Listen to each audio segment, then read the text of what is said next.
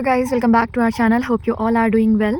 जैसा कि आप लोगों ने रिक्वेस्ट किया था कि जेएनयू में जो कोर्सेज़ हैं उसमें कैसे एडमिशन लिया जा सकता है और कैसे क्या प्रोसेस है। तो आज हम फिर से वीडियो लेकर के आए हैं उसी प्रोसेस पे कि आप जेएनयू में कैसे एडमिशन ले सकते हैं। पहले तो जेएनयू का जो एंट्रांस है वो जेएनयू खुद ही करवाती थी, लेकिन सीयूईटी अब जब से आया है, यानी कि लास्ट 3 या 4 ईयर से सीयूईटी आया है, तो इस साल भी आपका एग्ज़ाम जो है सीयूईटी कंडक्ट कराएगी और सीयूईटी के थ्रू ही आपका जेएनयू में एडमिशन होगा। तो इस वीडियो में हम बेसिकली बात करेंगे जेएनयू से, यानी कि कौन-कौन से कोर्स जेएनयू ऑफ़र करता है और उसमें एलिजिबिलिटी क्राइटेरिया क्या है, किस तरीके से आप जेएनयू में कौन-कौन सा कोर्स सीयूईटी में अप्लाई करेंगे जेएनयू में एडमिशन लेने के लिए। और गाइस प्लीज़ अवॉइड करें बैकग्राउंड नॉइज़। तो बात करते हैं जेएनयू का जो प्रोसेस है। सबसे पहले आपको क्या होता है कि सबसे पहले आपको सीयूईटी का फॉर्म फिलअप करना होता है, सीयूईटी यूजी का। और सीयूईटी यूजी का जो रिज़ल्ट आएगा आपका, तब जेएनयू फॉर्म निकालती है और उस फॉर्म को आपको अप्लाई करना होता है। और फिर जेएनयू मेरिट लिस्ट निकालती है आपके कट ऑफ के अकॉर्डिंग, यानी कि आपका जितना मार्क्स आया होगा सीयूईटी में उसके अकॉर्डिंग आपको जेएनयू में उस कोर्स में एडमिशन मिलेगा। आपका मई तक आपका एग्ज़ाम होगा सीयूईटी का और जून या जुलाई में आपका एक्सपेक्टेड कट ऑफ आएगा सीयूईटी का और फिर जेएनयू रिलीज़ करेगी आपका अगस्त तक एडमिशन का फॉर्म। अब देखेंगे जो प्रोसीजर है पूरा, किस तरीके से ये प्रोसीजर वर्क करता है। तो जो सीयूईटी का एप्लीकेशन फॉर्म है आपका, वो सबसे पहले आएगा। फिर आपका सीयूईटी का रिज़ल्ट आएगा 2025 का। फिर आप जेएनयू जो है अपना एप्लीकेशन फॉर्म निकालती है, फिर आप रजिस्टर करते हैं और उसके अकॉर्डिंग आपका मेरिट लिस्ट निकलता है। ये क्लियर हो चुका होगा आपके लिए। अब देखते हैं कौन कौन से कोर्सेज़ जेएनयू ऑफ़र करती है। जेएनयू बीए प्लस एमए एक इंटीग्रेटेड प्रोग्राम ऑफ़र करती है फ़ॉरेन लैंग्वेज में। देन आपका सर्टिफिकेट कोर्सेज़ भी जेएनयू ऑफ़र करती है फ़ॉरेन लैंग्वेज में, अगर आपको नहीं पता है तो। एंड देन बीएससी और एमएससी आयुर्वेदा में ऑफ़र करती है जेएनयू, जो कि बायोलॉजी में होता है। एंड यही अंडर ग्रेजुएट कोर्सेज़ पे जेएनयू यही कोर्सेज़ ऑफ़र करती है। अब देखते हैं कि इम्पॉर्टेंट डेट्स क्या हैं आपके लिए। जो सीयूईटी यूजी का फॉर्म है वो आपका मई तक आ जाएगा, और मई तक आपका एग्ज़ाम हो जाएगा। रिज़ल्ट जून जुलाई में आपका आ जाता है और जेएनयू फिर रिलीज़ करती है एडमिशन फॉर्म अगस्त में। और लास्ट डेट जो होता है आपका जो फॉर्म फिलअप करने का, वो अगस्त ही होता है।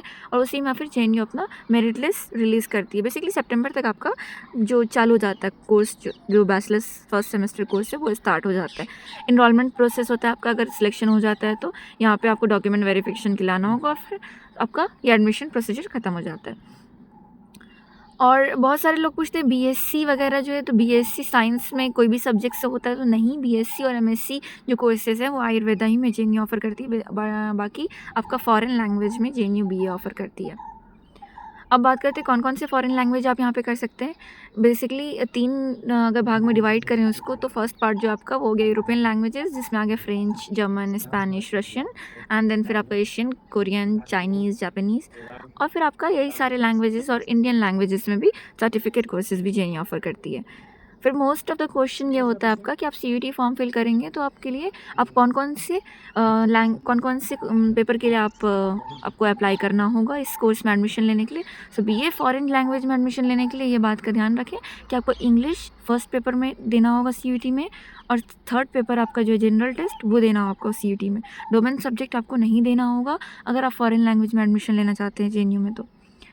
और आपको जो एलिजिबिलिटी क्राइटेरिया ये है कि 12th आप किसी भी बोर्ड से हो, 45% आपका रहना चाहिए 12th में। एज लिमिट नहीं है जेएनयू में, आपका जो भी एज है आप अप्लाई कर सकते हैं, बस 45% 12th में होना चाहिए आपका।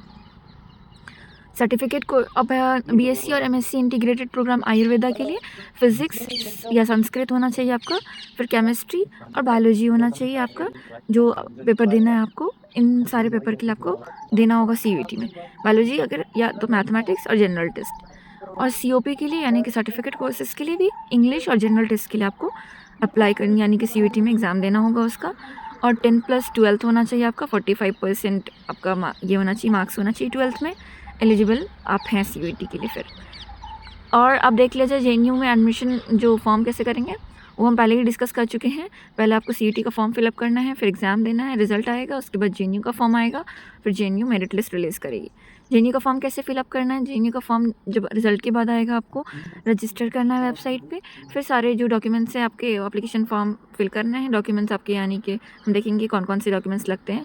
और कोर्स की फ़ीस की बात करें तो अंडर ग्रेजुएट के लिए जेएनयू फर्स्ट सेमेस्टर में 268 रुपीज़ लगती है, एंड सर्टिफिकेट कोर्सेज़ के लिए 219, जो कि बहुत मिनिमम और अफोर्डेबल है आपके लिए।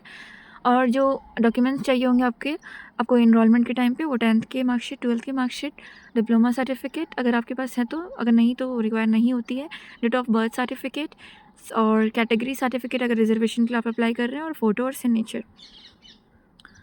जेएनयू जो मेरिट लिस्ट रिलीज़ करती है आपके नॉर्मलाइजेशन स्कोर के अकॉर्डिंग, सीयूटी में जो आपका स्कोर होता है उसी के अकॉर्डिंग जेएनयू का कट ऑफ बनता है। हम देखेंगे कट ऑफ भी क्या होता है जेएनयू का, तो वीडियो के एंड तक ज़रूर बने रहें। रिजर्वेशन क्राइटेरिया है, यानी कि रिजर्वेशन परसेंटेज कितना मिलता है। ओबीसी को 27%, एससी 15, एससी और ईडब्ल्यूएस का जो भी रिजर्वेशन यहाँ पे आपको दिया हुआ है आप स्क्रीनशॉट ले सकते हैं।